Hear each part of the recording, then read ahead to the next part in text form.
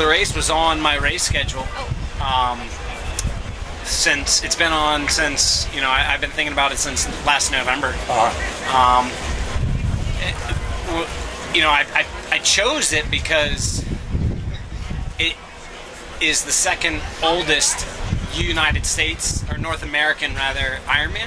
I think it's, is that correct? Am I correct on that? I don't want to. You're spot on. Okay. Canada's the oldest. Canada's the Penticton? Yeah. Okay. And this is the oldest in the U.S. Oldest in the U.S. Obviously. Yeah, right. Second oldest in the U.S. And you know, as a professional triathlete, and I'm trying to learn the history of our sport continually. Just learn more about our sport, learn more about myself, learn more about what it takes, what our sport demands, as well as what we can give our sport. And that's why I wanted to come here. And this race is real important for triathlon in America. And because of the history, it's been around. Absolutely, so long. And to have an American win it is you know, that was the goal of the day. I was definitely nervous because I rested a little bit for it, and I usually don't rest a lot for races, just because there's so many during the year that if you rest too big for a single race, it's hard to, you know, kind of come back from it and get, you know, really get into great shape. But I rested and I started to feel good, and I told my wife, I was like, you know, I'm a little nervous. I feel good. And she's like, it's okay to feel good, because I usually don't feel good when I race, or, you know, going into a race. And people ask me all the time. They're like, hey, do you feel good? Do you feel good? And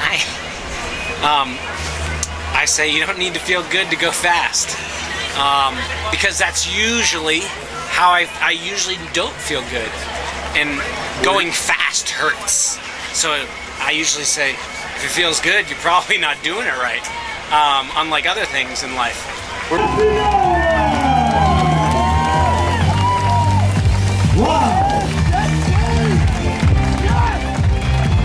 Back and forth on that lead.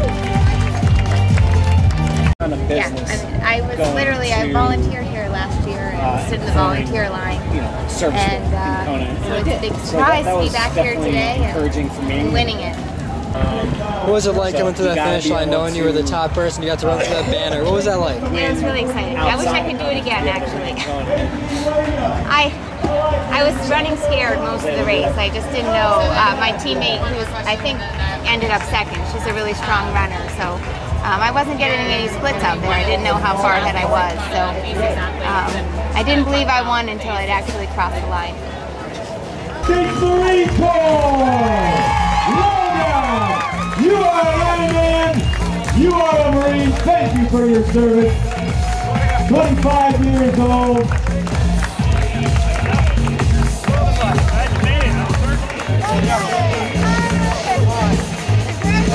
My first one.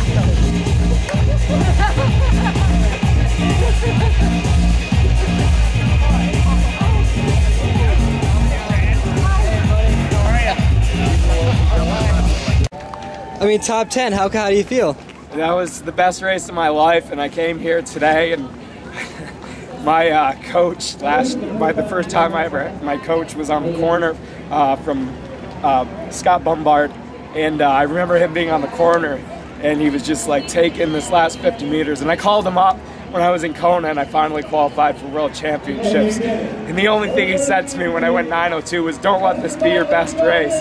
And I think that this was the best race I ever had, and I'm so happy I could share it with him and have him here with me, and just be able to represent all the people that I grew up with and biked with, and really introduce me to the sport. And I couldn't be happier. And this is my neighborhood. These are my neighbors, my friends, my family, and I'm so glad to be able to just represent them in the way that I did today.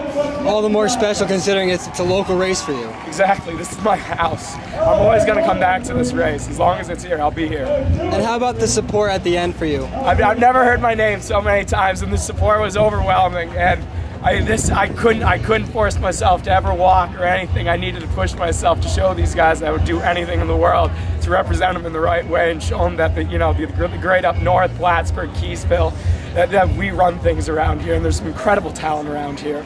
And I don't think people give us enough credit, but this place has tons of talent, and I think if I can get that on the map, maybe we could get a couple more people introduced to the sport.